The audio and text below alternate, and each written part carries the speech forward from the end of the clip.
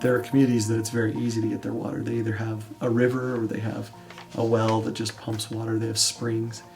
And Blanding's not like that and hasn't ever been like that. Blanding always has a history of difficulty finding and obtaining water. We want people to understand how difficult that is, and they have an appreciation for their water and where it comes from. So right now, the majority of the water that Blanding City residents use starts in the form of snow, and that's the number one water source that we have. It snows, that water piles up on the mountain all winter long, and then in the springtime it comes off in the form of runoff, and then eventually ends up in pipelines that bring the water down to the reservoirs. So there's two 12-inch pipelines that bring water down to the reservoirs. After that, we take it from there to our microfiltration water plant, treat the water, put the water in some large storage tanks. So we have a 2 million gallon and a 1 million gallon storage tank. So we can hold 3 million gallons of treated water ready for citizens to use. And then from there it goes into our actual distribution system where it ends up eventually getting to people's homes. More than half of our water comes through the tunnel. And so when you look at that and you look at, well, if we only had half the water, you know, a year ago when our reservoirs were way low, they'd have probably been pretty much empty.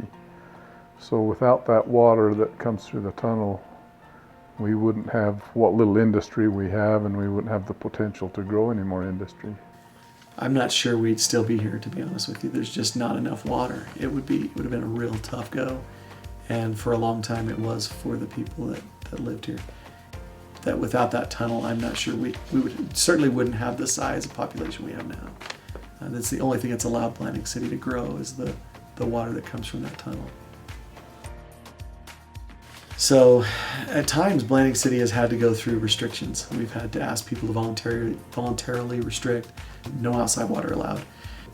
In the event that we didn't get any water for an extended period of time through snow or rain, we drilled 3 deep wells that are about 1,800 feet deep. Those 3 wells can produce enough water to take care of the community's inside water needs. We have pumped those the last 2 years to help supplement through the drought. Because we've been able to pump those wells, we have not had to go through outside watering restrictions.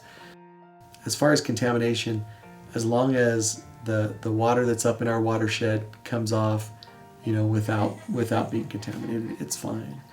We're going to take the water that comes off the mountain in the form of snow, and we're going to put it through our treatment plant. We test it on a regular basis to make sure that it's being treated correctly and there aren't any problems with it. So then we do a yearly flushing of our water system. So we flush the fire hydrants to get anything that's perhaps settled in the water system out, flush that out through the hydrants. So we're very careful about making sure that the water quality is always very good for the residents. I think Blanding residents are very conservative and very water conscious. I mean, it's generations worth of people worrying about water. From a young age, people that live in Blanding learn about that. And we've asked our residents to be very careful.